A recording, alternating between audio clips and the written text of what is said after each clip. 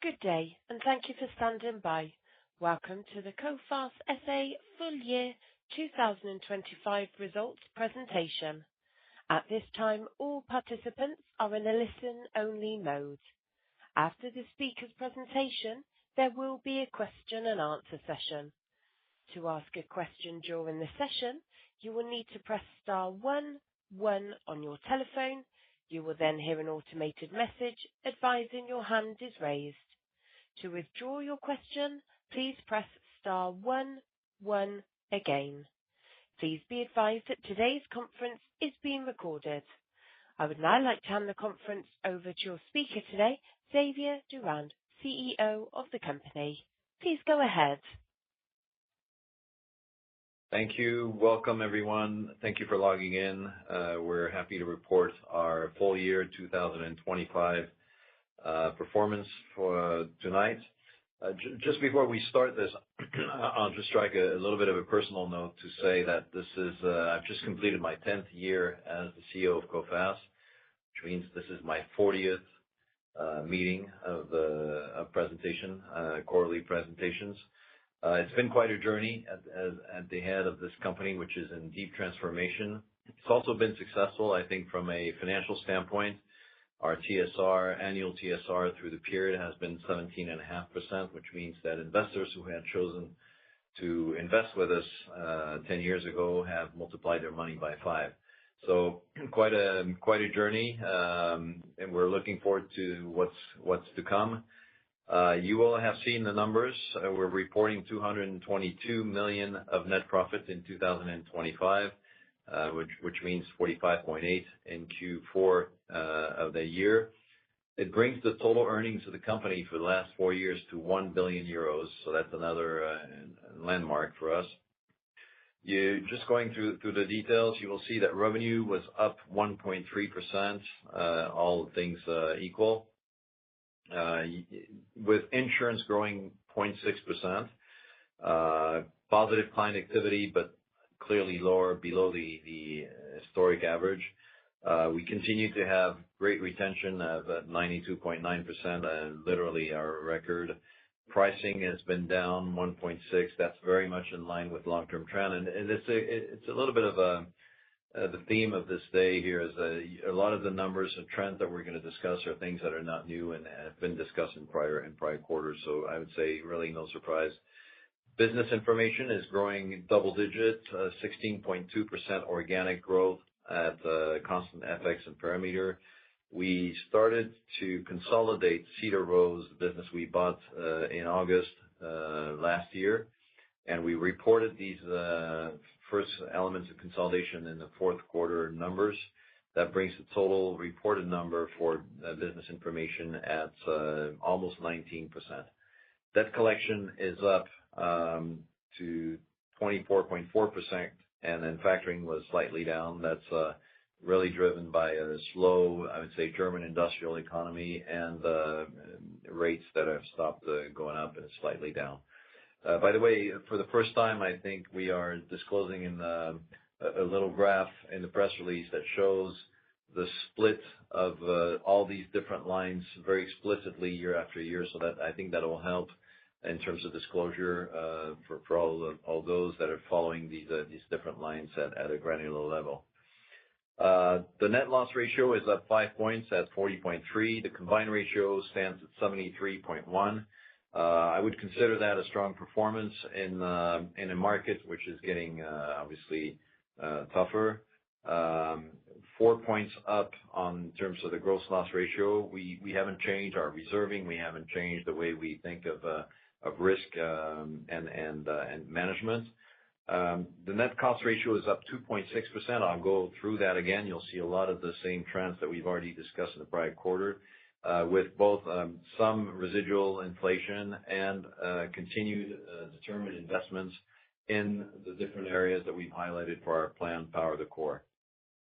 That brings the net combined ratio at 76.6 for the fourth quarter, which is slightly above our through the cycle targets. Again, in a market which is slow. If we go to the next page, you see that the company continues to have a strong balance sheet. we have solvency coming in at 197%.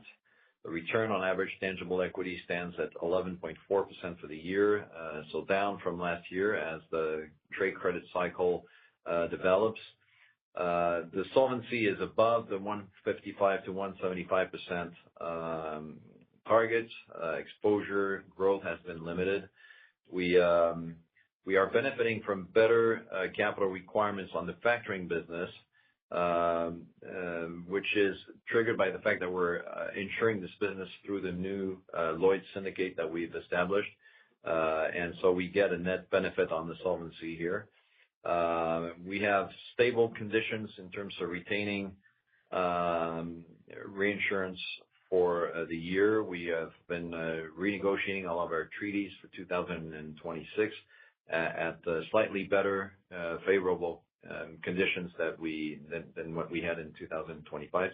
So the market continues to be there for us in terms of both capacity and price in the reinsurance.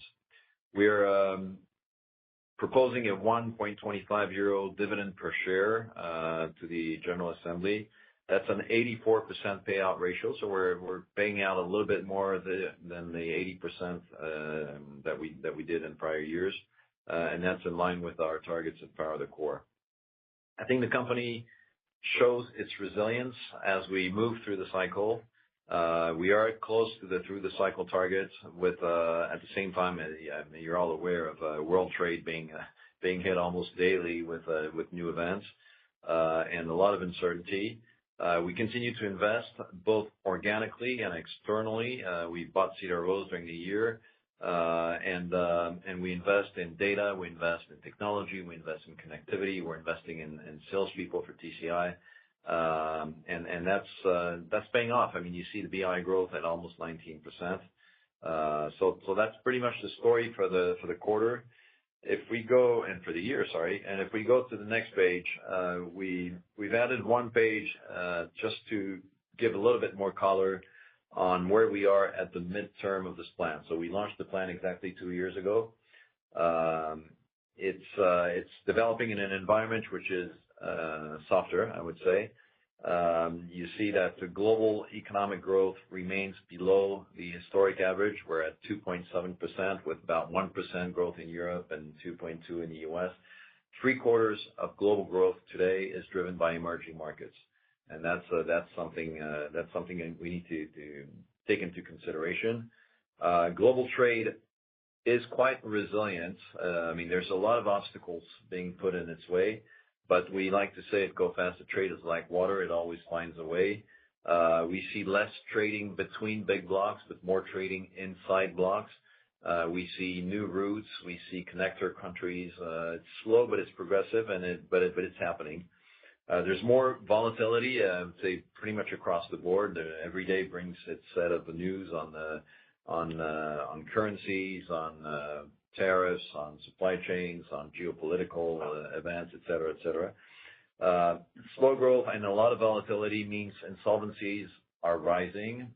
In most developed economies today, we are at a more than a decade high. We're actually, when you look at insolvency since 2013, we're pretty much at the highest level we've ever known. The market is still very competitive. I think this industry has had good profitability over the past few years, and there's more capacity coming. So that's why you see that the rates continue to be negative. And revenues are subdued because clearly the activity level, the underlying growth of the economy is low. And as you know, we bill our clients as a percentage of their turnover, and when their turnover doesn't grow, our turnover doesn't grow either. So you see on the right-hand side on top right how our portfolio over 2 years has moved. We have new business, which is actually the strongest we've had in years, offset partially by cancellations, which are the best that we've had in years. And then you see premium rates going down, compensated by activity, but activity is lower than historically what we've known. So the portfolio keeps growing because we are investing, because we are driving new business, albeit it's not very fast growth. In that environment, I think the business is delivering. We are maintaining a high technical margin. I mean, the fact that where we are in the cycle, we're still delivering through the cycle targets type of performance, I think in itself is a testimony. I think we have the best technical results in this industry. We continue to innovate. We continue to invest. We've built the partnership with Lloyd's and created our own syndicates. We invest in new scores. We're putting AI into our risk evaluations. We're expanding the business information offer. We are really growing our data lab and innovation departments.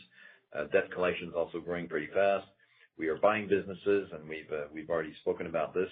Today, the services FTEs that we have in the business are around 1,000 people, so it's growing quite quickly. And we are adding people in the technology area.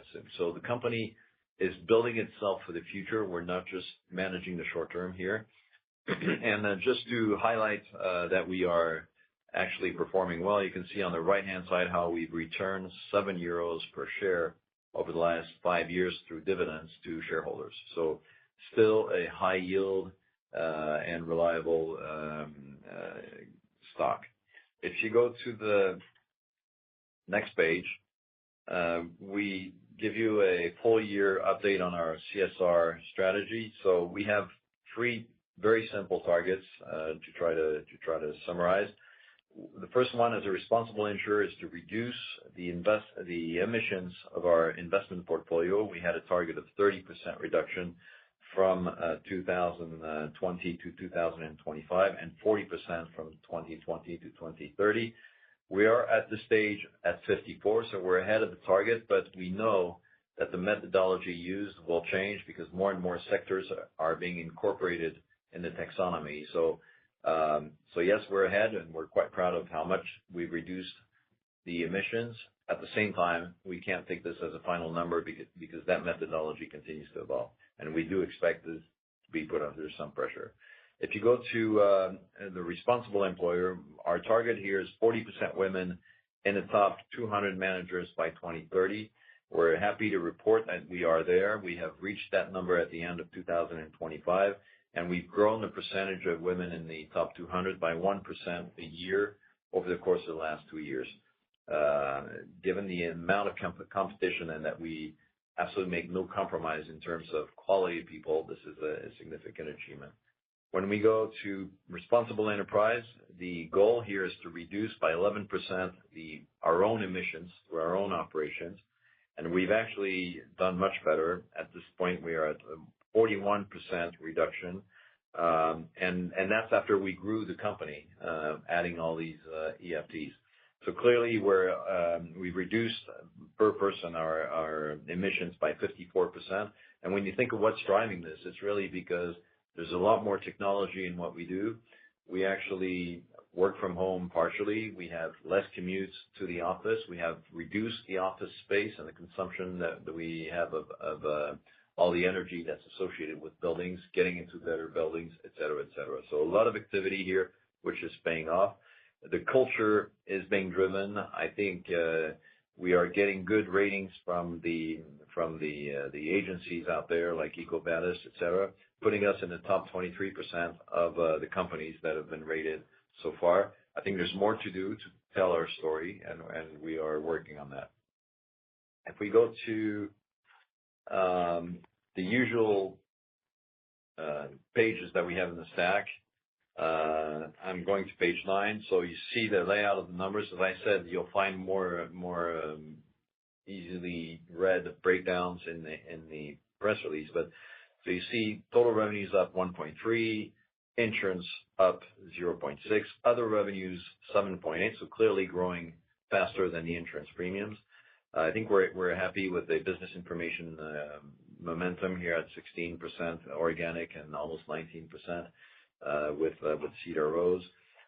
Third-party debt collection continues to perform 24.4%. We're seeing really good demand from clients here, clients that we've been working with on insurance, for example, but also others.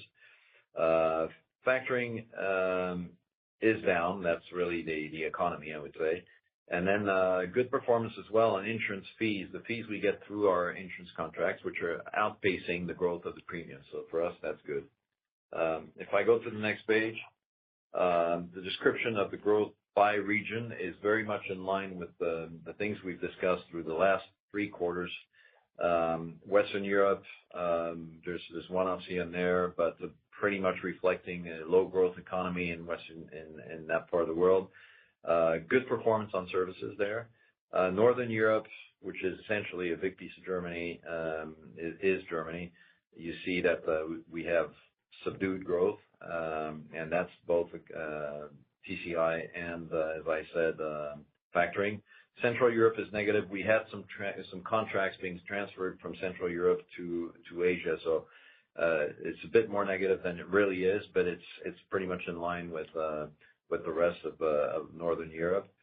If you look at Mid and Africa, it's still outpacing those regions, and that's been the case for years, but with slightly slower growth. So we are seeing a little bit more cautious stance here.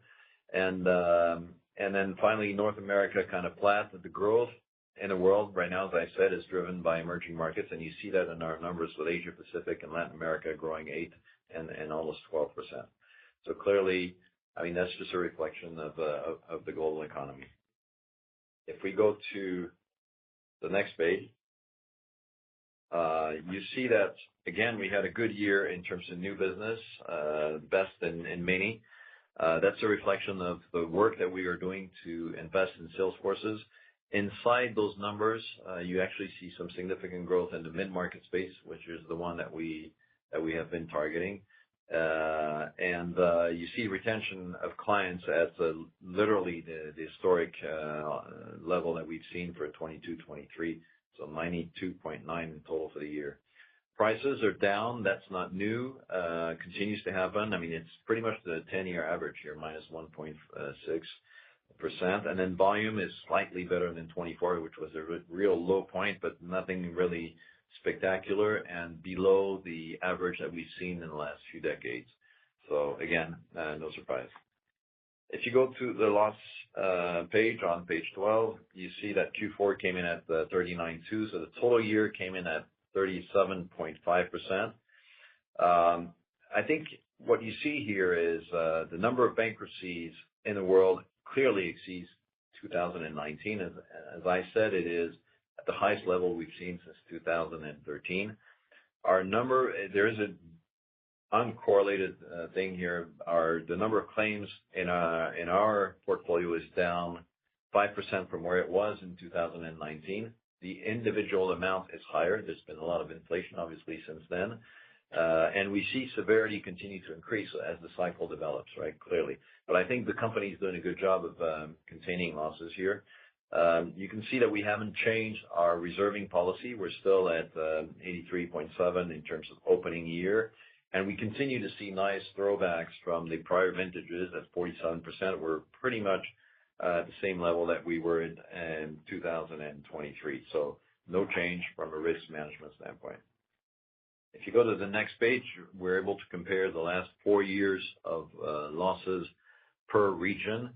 And really the message on this page is nothing particular.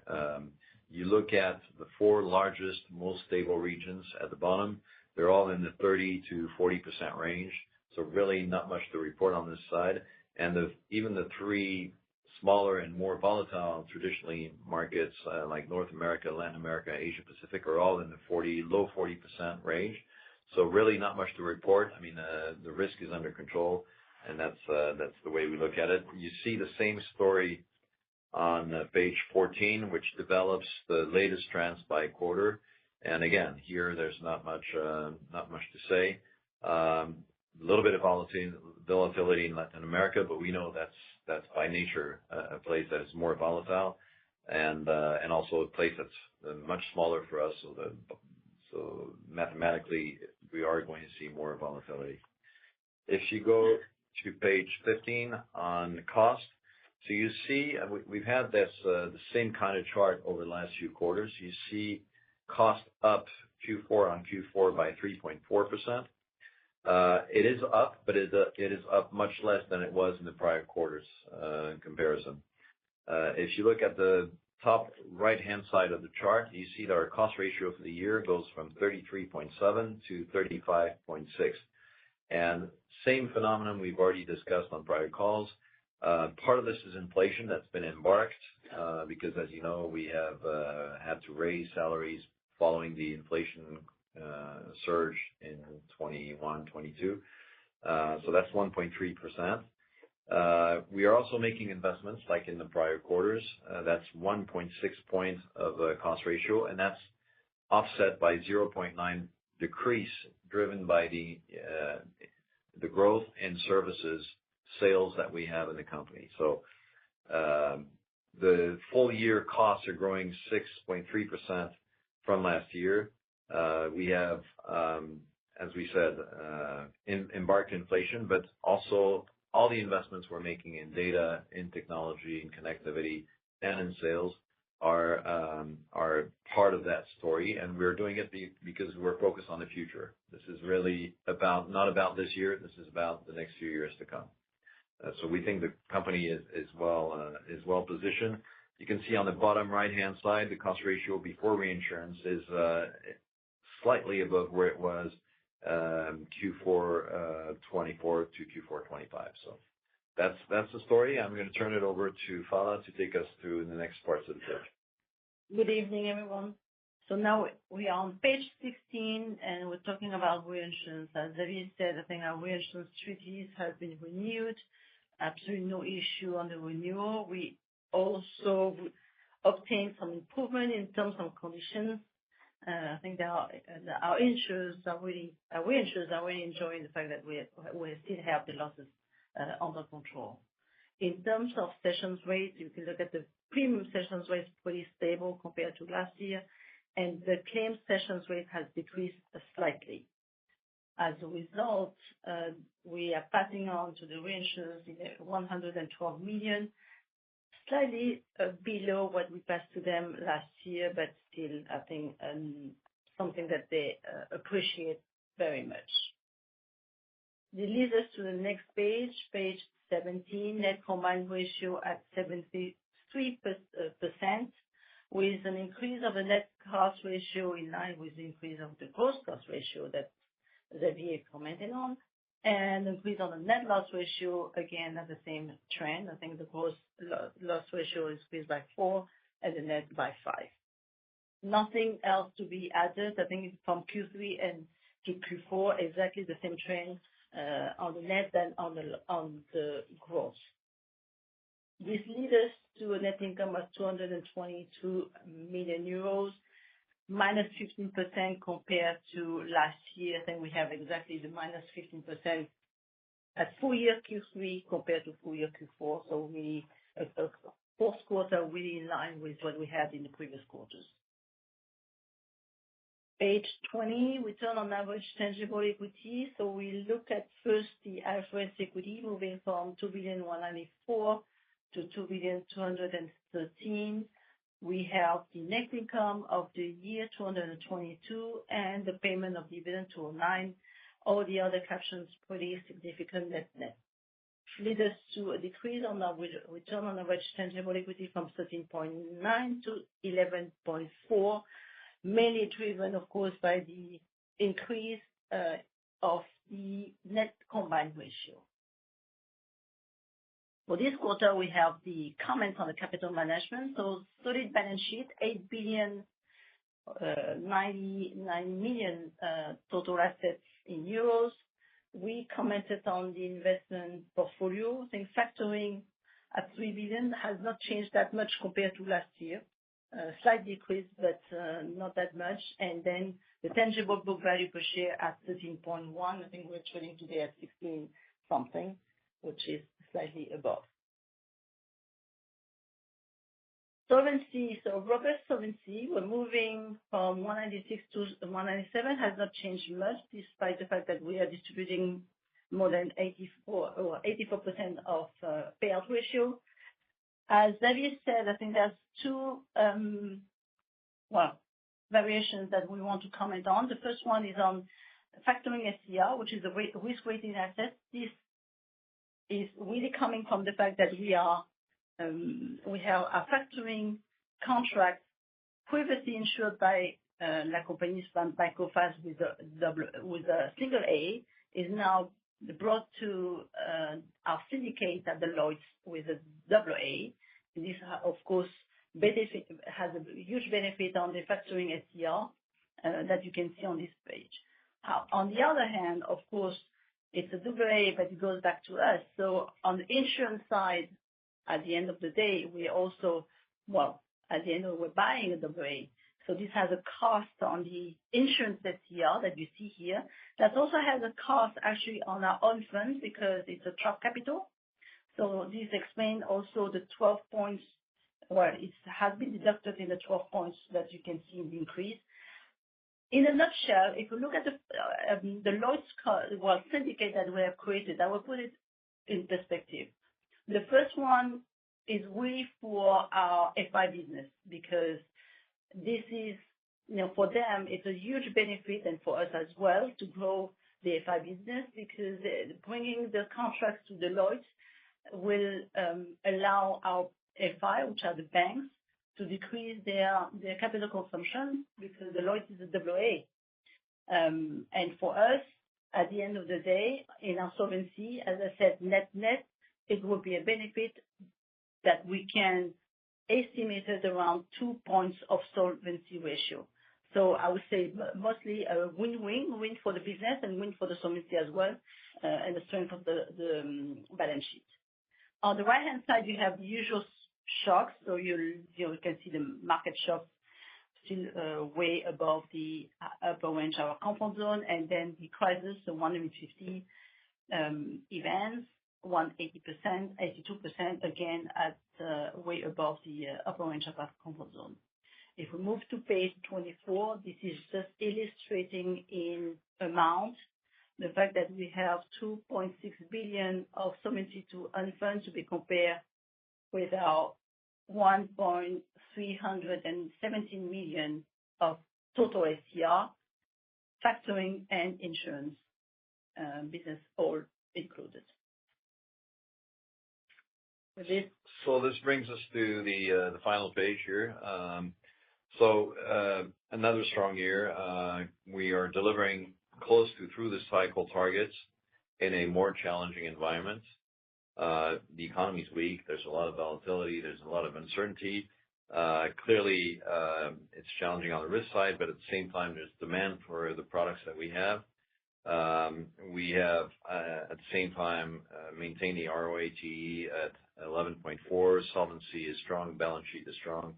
And the business continues to look to the future. I mean, so what we're doing, we're really investing in BI, in debt collection. We are investing in sales forces. We're investing in connectivity. We're investing in technology and data. So we're really preparing this company to go to the next phase here. I think we have demonstrated our resilience in today what we would call a low growth environment. And I think we are delivering numbers at the same time that we're preparing the future. I think that's the main message I want to leave you with. The company just celebrated its 80 years in France. We had celebrated our 100 years 3 years ago in Germany. And the feedback from the clients is just very good. I mean, I've met many clients over the last week that have been with us for 50, 60, 70 years. So it stresses the fact that Coface is a short-term risk business, but wired in the long term. I mean, we have long-term relationships with clients, with distributors, with rating agencies, with reinsurers, with brokers, et cetera. And so that's really we're continuing down that journey. So that's what I had for you today. Happy to take any questions you might have. Thank you. As a reminder, to ask a question, you will need to press star 11 on your telephone and wait for your name to be announced. To withdraw your question, please press star 11 again. We will take our first question. Your first question comes from the line of Pierre Chadeville from CIC. Please go ahead. Your line is open. Yes, good evening. Thank you to take my question. Two questions from my side.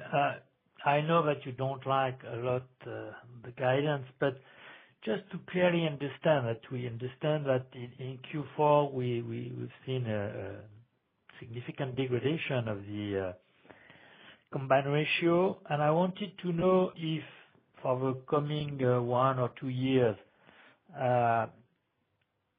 76% or around 76% is the new normal, or do you think that we should stay around your initial guidance of 74 through the cycle? Or do you think that the situation is a little bit worse than what you anticipated 1 or 2 years ago? That is my first question. My second question is regarding debt collection, which is working very well, which is quite understandable according to the environment. But I wanted to know if you have a leverage on that type of activity.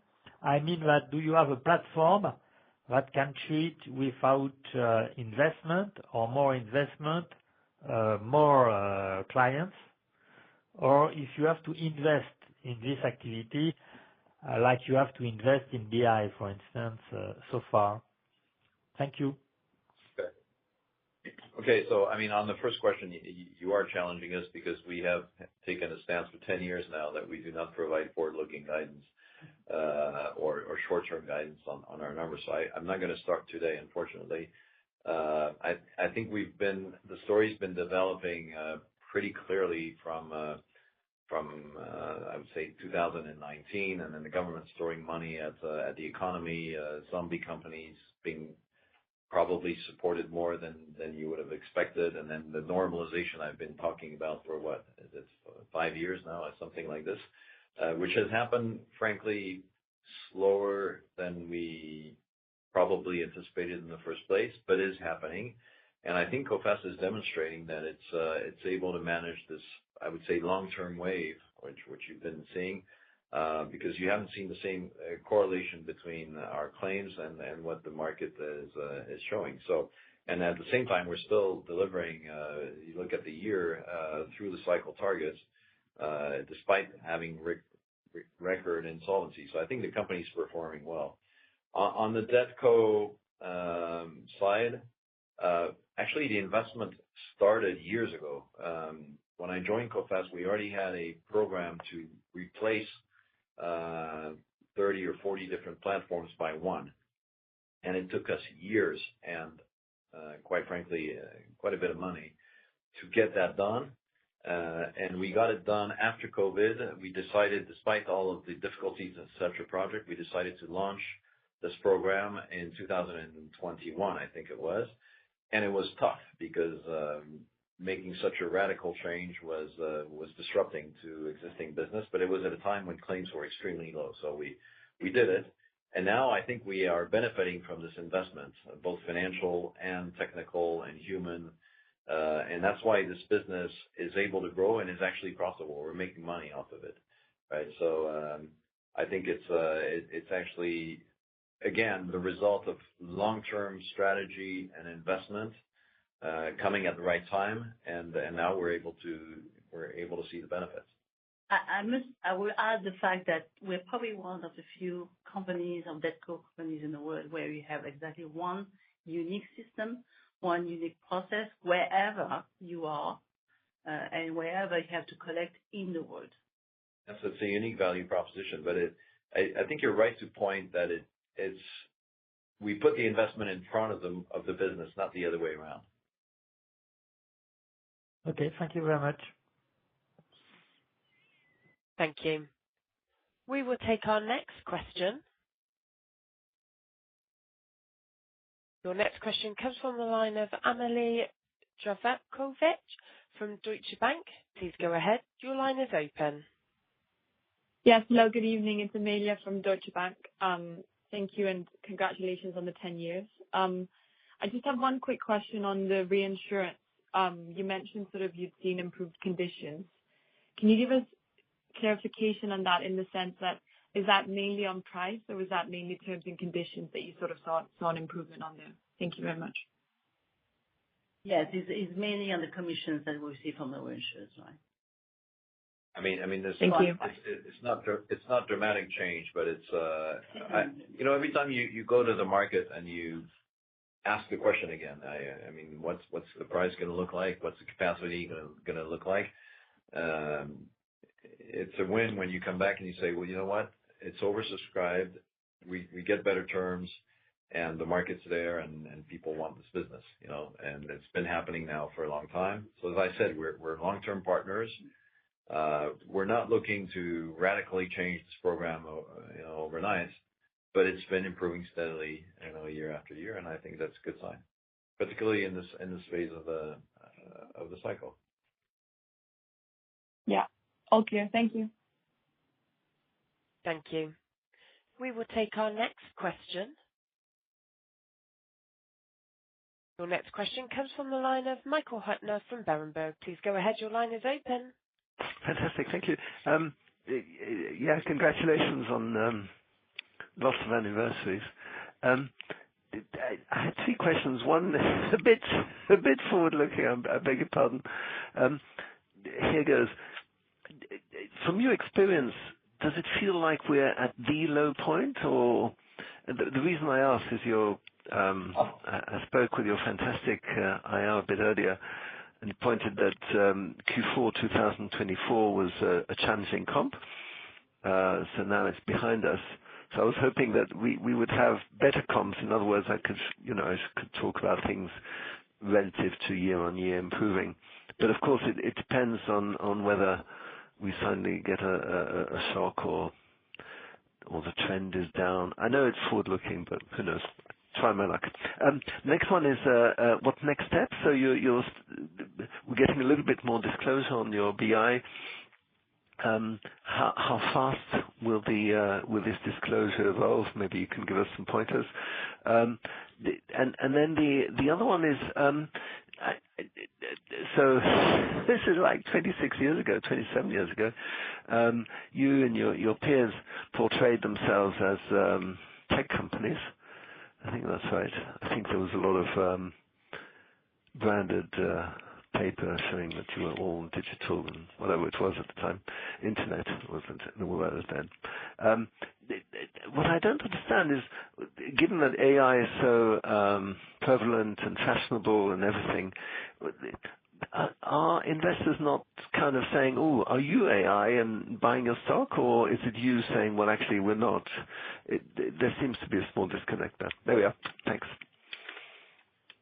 Okay, so if I had a crystal ball to forecast what the future looks like, I can tell you I would be rich. I'm not sure I would share it on this call, but unfortunately, I don't have that, right? So you see the world. Every day you open and literally every 4 hours you open the papers and you wonder what's next, right? So is there going to be a major geopolitical crisis? Are we going to see, on the other hand, the end of the war? God knows. So I'm unable to answer that question, right, frankly. But it looks like if I had to look at the world the way it is, we've seen increased volatility on geopolitics, tariffs, trade wars, supply chains, big technology change like greenhouse gas and carbon emissions, and the emergence of AI. So that's a lot of stuff, So it's probably going to remain volatile for some time. That would be my guess. In terms of BI, yes, we're giving you more details. I think what the market has told us is that BI is too small today to be really materially impacting our business. So I think we're focused on growing the business rather than trying to analyze it to death. And so will there be better disclosures over time? Probably, but right now the focus is on really running and investing in the business. And then on AI, I'm not sure I understood your point. At the time, 27 years ago, I wasn't here, but I do remember the dot-com crisis when everybody would label their business as a digital company, even if they were in mining or in food processing. here, I think for Coface, there's a real thing going on because we are managing 730 billion of credit exposures on 5 million lines, and we're doing this with data. We're not just taking a broad guess on how we run the business. We're running line by line analysis and monitoring of all this stuff. So there's a machine. There's a real data machine here. And I mean, just look at the EFTs. We've got 1,000 people in the BI business. So that's real digital. We don't produce anything physical. We just provide data. Today, if I look at the operations of Coface, we have 15,000 credit decisions every day.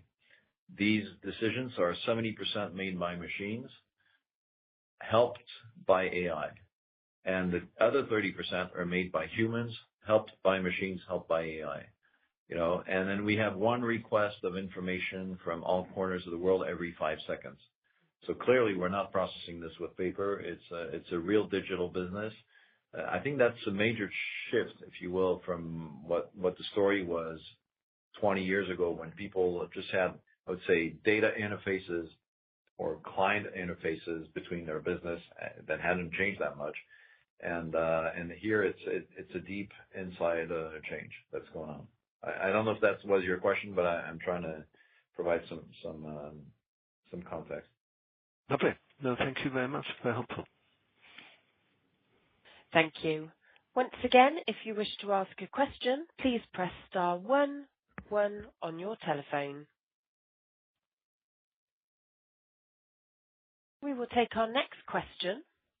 Your next question comes from the line of Benoit Vallot from ODDO BHF. Please go ahead. Your line is open. Yes, good evening.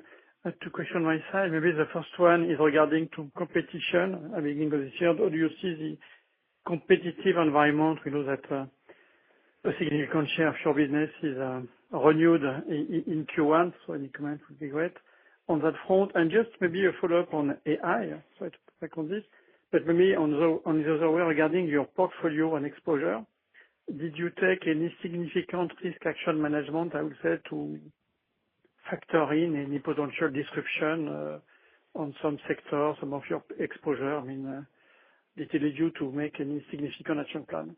Thank you.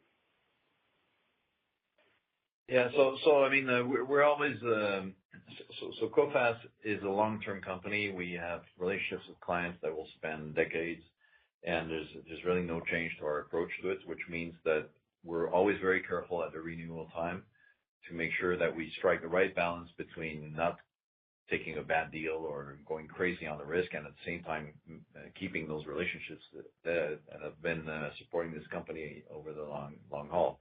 So no change here, I would say, on the way we think about renewals.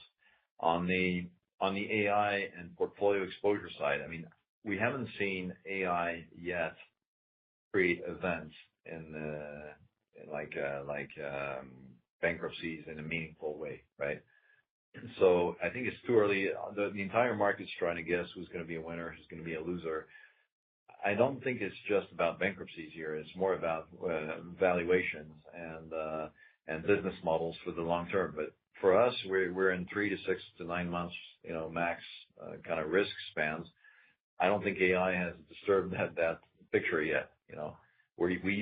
Everybody's using AI tools for a number of things. Everybody's trying to use agents to automate things that can be automated. For us, AI is a little bit deeper because, as I said, our core business is manipulating data. And we also have a lot of internal data. So we use AI inside the company to build the things that we need to build. So for us, I think it's quite important as a tool. It doesn't change what we do, but it's a good tool to use or a better tool to use than the scores and stuff that we had before. Okay. Thank you very much. Maybe regarding the first question, if I may, my point is, do you believe that despite increasing claims frequency and increasing severity, as you mentioned, we should still have to expect, 1 to 2% price decrease this year, which is a usual long-term trend, or do you believe that it could be a bit less than that? Look, It hasn't. I haven't seen any change from anyone here. I mean, I think it's also because the insurance market is profitable. People have capital to deploy. This has been a pretty good space, and it still looks attractive from if your combined ratio is 95% or 98% today, and you can lower it a bit by diversifying your risk into credit. I think it still sounds attractive, I think. Okay. Thank you very much. Thank you. We will take our next question. Your question comes from the line of Michael Huttner from Berenberg. Please go ahead. Your line is open. Fantastic. 3 questions. One, have you had an approach? I asked because you're obviously a specialty insurer, and Zurich clearly is interested in specialty at the moment. They approached Beazley. I think Beazley admitted, or they admitted back in July, and we didn't know about it. So it's a question I have to ask. Second is on the Lloyd's syndicates, a 2% benefit for now. Is there more to come if you increase the usage, or are we now done? And then the last question is again forward-looking one. So for me, the biggest risk always is the one hard to guess is fraud. Does AI give you a better handle on that, or does your data machine give you a better handle on that? And how much better is it? In other words, how much more confident are you on that risk? Thank you. Sorry, I'm just trying to. The first question was on Beazley, was it? Well, have you had an approach? Has anybody knocked on your door and said, "Please, can I buy you"? Well, we would never comment on any such thing. Coface says, I think, we would never make any comments. But Coface is driving its own. What can I say? We have our own plan. We're clear on what we want to do, where we want to go, and that's as much as I can say. You want to take I can just take a second one. I think this was a setup, right? So and then once it's set up, and then you grow the business, it will go. The capital consumption will go with the business increase. So let's see. Well, the good thing about the Lloyd's is it puts us at a better place when it comes to dealing with financial institutions. So it's first of all defensive and being able to play in the market. And then we got a benefit because we have our own factoring business. So that's pays for itself that way. It's great. And then the last question, can you repeat fraud that? risk. So fraud risk. With all your data machine, are you better at this than you were maybe 10 or 20 years ago? Well, I mean, we manipulate a lot more data, I would say it's progressive.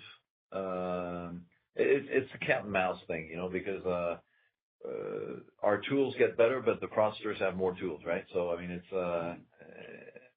I don't think we've seen major fraud lately, but there's always been some fraud somewhere in the system, and it's the thief and the police both getting better tools and trying to outpace each other,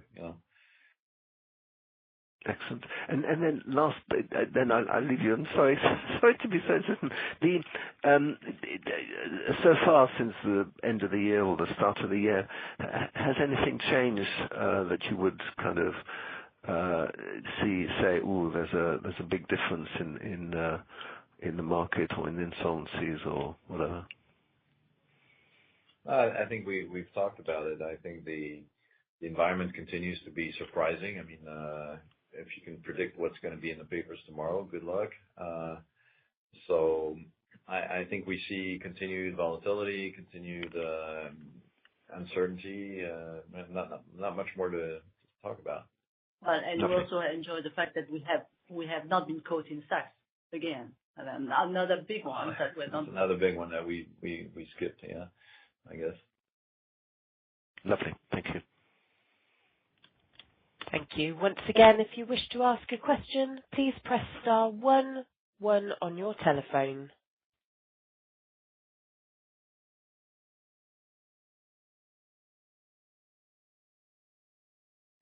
There seems to be no further questions at this time. I would like to hand back for closing remarks.